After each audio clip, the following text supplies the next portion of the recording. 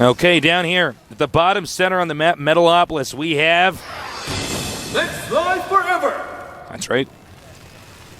Up here in the upper right, we have the winner of the previous game, very solid player, Maka Prime. Maka Prime. Now it is close positions, so this may make any sort of rush strategies a lot stronger, but no one's sending out any SCVs. It looks like no proxy barracks tomfoolery going to go on. Maka going to send his first SCV right over here just to make a depot. Oh, nope, he's going to do it. You know, I'd like to see a much stronger standard build order from LiveForever here. He is a very strong Terran player, and you know, you make one mistake in a TVT and things can turn around no matter how good you are. So I kind of wish he just trusted himself a little bit more. He is a very strong Terran, and he likes Terran versus Terran. Don't do some silly Hellion drop. Just go for one of these more standard openings, maybe Banshees, maybe Viking Tank, and see if Maka makes a mistake and you can take him out. You know, a lot of times these live tournaments are decided by who makes the least mistakes, not who plays better. Yeah, it's much harder to play when you're under this much pressure. Although then again, you never know. Some of these guys actually do better under pressure. I've met people like that as well. But in this case, with the players we have, the majority of in this tournament, it seems like it's the other way around, especially judging from the round of 64. Nerves playing much more of a role in the negative way. Now, Maka's going to find his opponent here first. And that he does. The SCV of LiveForever, though, going in the wrong direction. He's going to scout a lot later because of this. And the early scout really going to help out Maka quite a bit here. Now, he will have a Marine out before this SCV gets over there. Yeah, it may, in fact, end up seeing nothing at all. That could give Maka the slightest edge, allowing him to tech. Yeah, you know, you want to wait to get the SCV out of your base to make any tech buildings. But Maka can just kind of do it now. Both of them getting their orbitals. Second gas very quickly here for LiveForever. Meanwhile, different style here from Maka. Maka's going to hide a barracks. Now, if he doesn't let his opponent actually scout, then this is going to be, like, why? Why would you do that? Yeah, actually, that's a really good point. It wouldn't hurt to actually let him inside the base. But then again, LiveForever's pretty good. He might notice, like, a missing building or something like that. I don't know. Well, let him up the ramp to see the reactor that's being made, and maybe you can trick him out in that way somehow. I don't really know if I like that barracks positioning, though. Ah, and he sees it. Wow. Well, I don't understand why Maka would make that outside anyways if he's going to block the scouting. Kind of pointless. Now he knows it's two barracks, and he's going to sense, you know, this is something a little bit cheesy going on. Well, definitely a rush underway over here. The bunker's already under construction here for LiveForever. I mean, you aren't going to see Marines break that ramp when there's a bunker full of Marines up top. It's just not going to happen. So this is unfortunate. Maka's surprise strategy was spotted. I do completely agree with you. It seems so illogical to actually hide a building when they're not going to be able to get into your base to see it. The rally distance isn't even long enough, a big enough difference to make that worthwhile. Two bunkers going up. Yeah, Maka's attack going to do absolutely, completely nothing. In the meantime, Tank Marine being made for LiveForever, and I have to say, this is one of my favorite TVT builds pretty quick off in the beta. It's a very strong opening, or it was back then at least. And I kind of like the fact that he's going to go for this against this two barracks play. It's going to be quite safe against anything Maka can do with these two barracks. Now, we see a third barracks here from Maka, which is interesting. I didn't expect that. One SCV does escape. He's going to be able to do some scouting here. Well, that's good that he gets an SCV out at least. Doesn't have to waste so many scans or floating buildings around.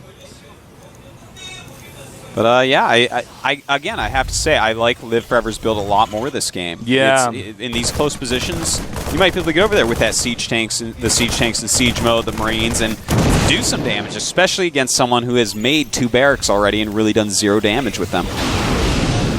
Now, one thing to note is that Maka's done a pretty good job of hiding the fact that he hasn't decided to give up the attack and expand. Ooh, SCV's coming. Oh my God, he's just going to do an all-in. Against two bunkers on top of the ramp, this is never, ever, ever I don't think this is going to work at all, but Maka's decided that he's basically gotten a little bit too far behind here. He might as well just risk it and go all in. The odds of the blue Stim Protoss winning. finishes, and here he goes, stimming way ahead of time. Can he break through? 2 siege tanks. SCV's coming up to repair the bunkers. Not a chance. Horrible idea by Maka Prime. I can't believe he actually did that. That was unfortunately not pretty. That did not do anything. And the SCV's going back. You know, Maka, why did he do this, Tasteless? Why would he actually think that that's a good idea when he knows there's bunkers up there? It's kind of crazy. Yeah, that was just a really bad decision. I think it almost would have been better to just sit out here and wait. Yeah. I don't know. I don't know. And here we go. He's going to counterattack with his own SCV force. Oh, really? Wow. Doesn't matter if you nerf SCVL. They're still used like this. And Maka looks like he wants to flank here. Or not. Bringing his SCVs down as well. Targeting the siege tanks? Don't think so. So many Marines here for LiveForever. And he is just going to crush through. Maka's going to have to GG here. This is a very weird game. Yeah, this is actually one of the stranger Terran versus Terrans I've seen here. He does take out the reactor. Marines not be able to be made as quick. He did get one Marauder over here to try to take out that tank. He does take out that tank. But so many Marines left over, and really not enough for Maka to come back from this. But he does have a Hellion making. It's pretty good against Marines, just not that many. Well, now that he's gotten into the heart of the base, any units to pop out are basically killed. That's right, you just stand right next to this. Has actually always been a weakness for Terran, both in StarCraft 1 and 2. Stand right next to the buildings where units pop out, and you just kill them so fast.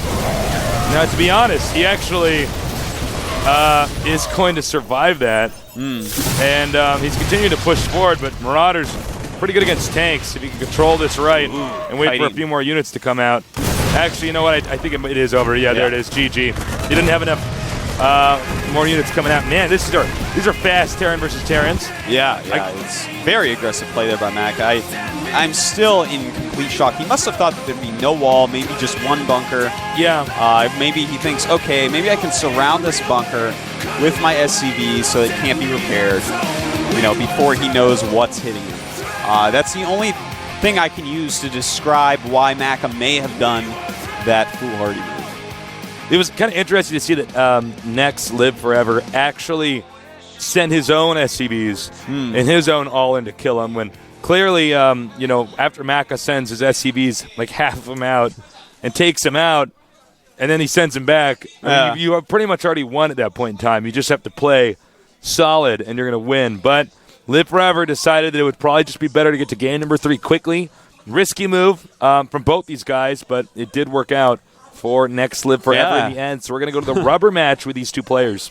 Had to work out for one of them, I guess. Gotta. And with a game with 2 players, one of them's got to win. So unless it's a tie. That's true. That's true. We haven't had one of those yet.